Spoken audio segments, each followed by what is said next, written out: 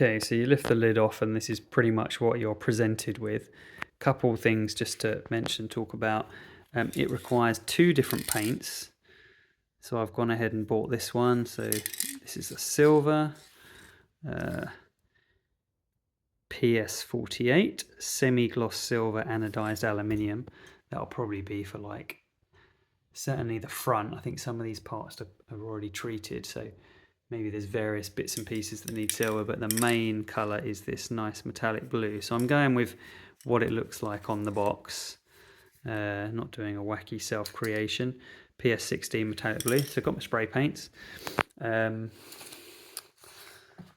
are the instructions for like cutting out the body shell, which is like a polycarb, like soft flexy one, not a hard shell like the Monster Beetle.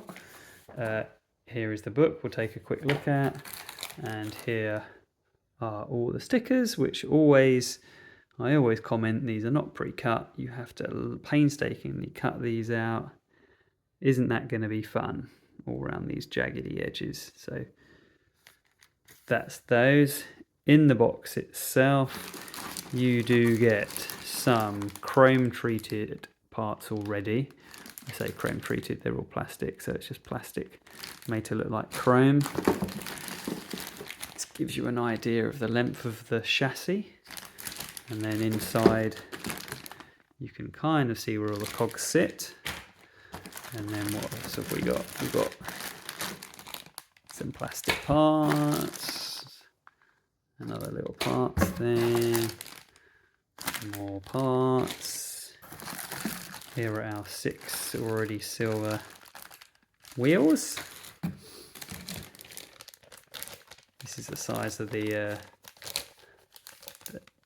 tread, and it's not knobbly tyres, it's just kind of tread pattern, there's no spikes on it. These wheels are actually smaller than the Monster Beetle. At the very end, which will probably be months from now, I'll do a little side by side with the other Monster Beetle, with the other monster truck I got, which is the Monster Beetle. More parts, lots of parts. Here's some gears. I'm not going to take every single one out, but we will have a little look. Instantly I have upgraded to ball bearings, so normally I get like one lot of ball bearings. There's so many gears in this. I've got a whole bag of ball bearings. I don't remember what that upgrade cost. You have an entire bag of big chunky plastic cogs. And finally, sorry, camera work. Here is your motor, standard Tamiya silver can motor. See the springs for probably the bull bar on the front. Not sure what the suspension is on this.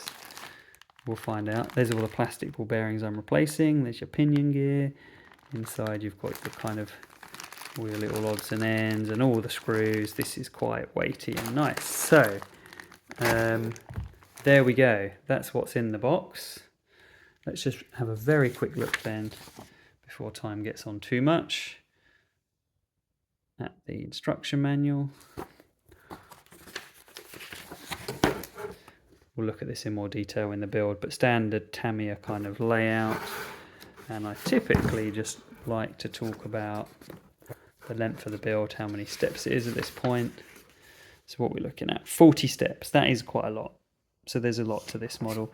This whole section here is on the 4-wheel steering, which I don't think that we'll get to.